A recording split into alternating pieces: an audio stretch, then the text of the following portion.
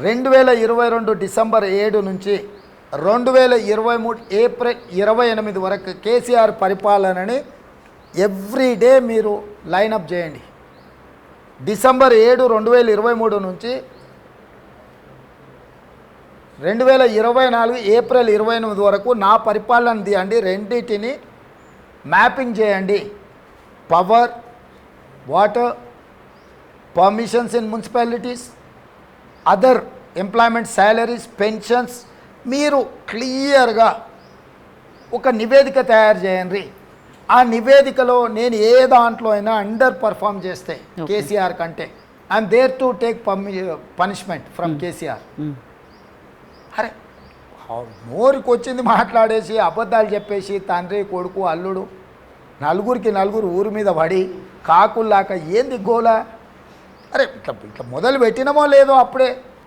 నేనేమంటున్నానంటే నేను కొత్తనే ముఖ్యమంత్రికి, నాకు పదవి కొత్త, నేను కాదంటలేను. నీకంటే అండర్ పర్ఫామ్ చేసింది ఏదైనా జిఎస్టీ కలెక్షన్స్, వ్యాట్ కలెక్షన్ అంటే పన్నుల వసూళ్ల విషయంలో కానీ, జీతభత్యాల చెల్లింపు విషయంలో కానీ, పరిపాలన విషయంలో కానీ, అనుమతుల విషయంలో కానీ నేను రెడీగా ఉన్నా. అంటే ఒట్లు తిట్లు పక్కన పెట్టురి, ఎగ్జాక్ట్గా పరిపాలన మీద మనము ఒక స్కేల్ తీసుకుందాము. మీరు చేయండి పోస్ట్ మార్టం. నేను అంటలేను, మీలాగట్టు 4 జర్నలిస్టులు తీసుకొని మీరు విశ్లేషించి ఎస్ సార్ ఇగో ఇందులో మీరు అండర్ పర్ఫామ్ చేసిండ్రు, మీకు పెద్దగా ఇంగ్లీష్ రాదు, మీకు చదువు రాదు, మీరు చేయలేకపోయారు. కేటీఆర్ అయితే అద్భుతమైన ఇంగ్లీష్ మాట్లాడతాడు, బాత్రూమ్లు బాగా గడగలుగుతాడు సార్, మీరు గడగలేరు అని అంటే ఓకే ఫైన్.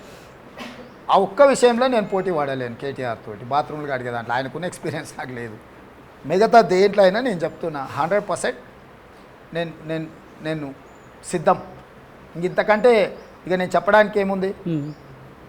అయినా కూడా ఈ కేసీఆర్ నోరు తెరితే అబద్ధమే. కేసీఆర్కి ఇప్పటికి కూడా అర్థమవుతలేదు. ఈ అబద్ధాలతోనే తిరస్కరించారు ప్రజలు. కామారెడ్డిలో కూడా ఎమ్మెల్యే కూడగొట్టారు. సో అబద్ధాలు ఎక్కువ కాలము చెల్లవు.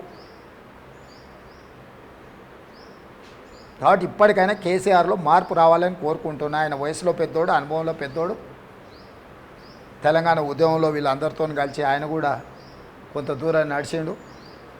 జయశంకర్ సార్తోని, కోదండరామ్ సార్తోని, గద్దర్తోని, విమలక్కతోని వీళ్ళందరూ నిజామంగా కవులు, కళాకారులు, ఉద్యమకారులు ఏదైతే చేసిరో ఆ జనజాతరలో ఈయన కూడా గుంపులో గోవిందమని నడిచిండు. నేనేం కాదంటలేను అంత మందం.